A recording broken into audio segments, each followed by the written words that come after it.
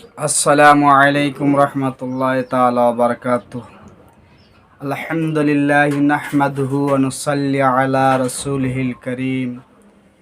আম্মা বা'দ, ফাআউযু বিল্লাহি মিনাশ শাইতানির রাজীম। বিসমিল্লাহির রহমানির রহিম। আল্লাহ তাবারক তাআলার সকলে আমরা শুকরিয়া আদায় করি আলহামদুলিল্লাহ। তার সাথে সাথে আমরা আল্লাহর হাবিব দু জাহানের বাদশাহ রাহমাতাল্লিল আলামিন হুজুর আকরাম সরকারে কায়নাত সাল্লাল্লাহু আলাইহি ওয়াসাল্লামের মহব্বতে একবার দরুদ পড়ি সাল্লাল্লাহু তাআলা আলাইহি ওয়াসাল্লাম। বাবারা, আমার বন্ধুগণ, যুবক ভাই বন্ধুরা, আজকে আমি একটি মেসেজ দিতে চাই আপনাদেরকে। কোরআনে কারীম সুমত কোরআনে কারীম, যে কোরআনে পাক আল্লাহ তাবারক তাআলা বলেছেন যালিকাল কিতাবু লা রাইবা ফি, যে কোরআনের ভিতরে কোনো সন্দেহ কোনো শোভা নাই, সেই কোরআনের আল্লাহ তাবারক তাআলার কালামুল্লাহ অনেকের বাড়িতে আছে, অনেকেরই ছেলে মেয়ে কোরআন শরীফ তেলাওয়াত করে।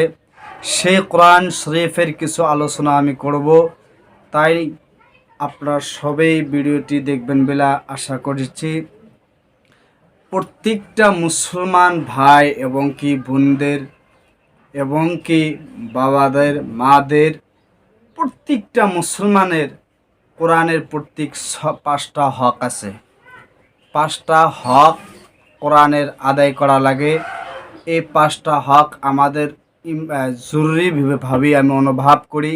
জিনাদের ভিতরে এই কোরআন শরীফ জিনাদের বাড়িতে আছে, জিনাদের ছেলে মেয়ে কোরআন শরীফ তেলাওয়াত করে, তিনারা 5টি হক আদায় করবেন। আর জিনাদের ভিতরে, জিনাদের কাছে, জিনাদের বাড়িতে জিনাদের ছেলে মেয়ে তেলাওয়াত না করেছে, তিনারা জানি তিনাদের মক্তব মাদ্রাসায় দেয়, কোরআন জানি তেলাওয়াত করা শেখায়। তাই প্রথম হক, কোরআনের 5টি হক আদায় করা লাগে আমাদের। প্রথম হক হয়েছে কোরআনের প্রত্যেক ঈমান নিয়ে আসা। কোন সুবহানাল্লাহ। কোরআনে প্রত্যেক ঈমান নিয়ে আসা 1 নম্বর হক। দ্বিতীয় নম্বর হক, কোরআনে পাককে বেশি বেশি করে তেলাওয়াত করা। দ্বিতীয় নম্বর হক, কোরআনে পাককে বেশি বেশি তেলাওয়াত করা।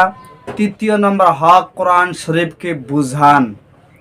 কোরআন শরীফ সুন্দরভাবে বুঝানো, সুন্দরভাবে বুঝ নেওয়া, কোরআনের আয়াতের বুঝ নেওয়া, কোরআনের আয়াতকে বুঝ দেওয়া।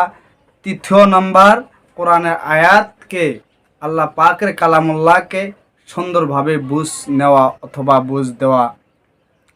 4 নম্বর হক হয়েছে কোরআন শরীফের উপরে আমল করা। কোরআনে আল্লাহ পাক কি বললেন, আল্লাহ পাক কি বলেছেন, আল্লাহ পাক কি বলে নাই, হালাল হারাম দেখে চলা এবং কি হক রাস্তা চিনা, এর মাধ্যম দিয়া কোরআনের পাকের উপরে আমল। কোরআনে পাক কি বলেছেন, কোরআনে পাকের উপরে কি লিখেছেন আল্লাহ পাক, আমার আল্লাহ পাক কি বিধান দিয়ে গেছেন, সেই বিধানের উপরে আমল করা। 5 নম্বর, কোরআনে পাকের তালিম। কোরআন পাক যে শিখছেন অথবা কোরআনের পাকের আয়াতগুলি আপনি মুসলমান ভাই অপর মুসলমান ভাইয়ের কাছে পৌঁছায় দেওয়া। আপনি শিখেছেন, অপর মুসলমান ভাইকে শিক্ষা দেওয়া।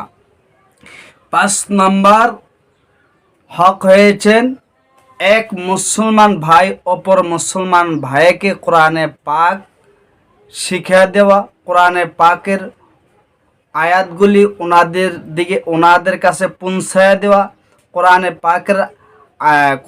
পাকের নিয়ামাতগুলি, কোরআনে পাকের আয়াত, কোরআনে পাকের এরকম আল্লাহ তাবারক তাআলা কি বলেছেন, কোরআনে পাকে কি শিখাইছেন, সেই শিখান, সেই দেওয়া আল্লাহ পাক কি দিলেন, সেই দেওয়াকে অপর মুসলমান ভাইদেরকে সেই জিনিসটা পৌঁছায় দেওয়া, যাতে অপর মুসলমান ভাই যিনি জানে না উনি জানি গুমরা পথে না যায়, উনি জানি হক রাস্তায় চলে। বাবারা, আমার বন্ধুগণ, তাই জিনাদের বাড়িতে আছে কোরআন শরীফ, তিনি বেশি বেশি করে আমল করবেন, তিনি বেশি বেশি করে তেলাওয়াত করবেন। আল্লাহ পাক জানি আমাদেরকে বোঝার জন্য তৌফিক দেয়, কোরআন শরীফের উপর আমল করার জন্য তৌফিক দেয়। আমিন সুম্মা আমিন বিজাহিন নবীল করিম। আসসালামু আলাইকুম ওয়া রাহমাতুল্লাহ।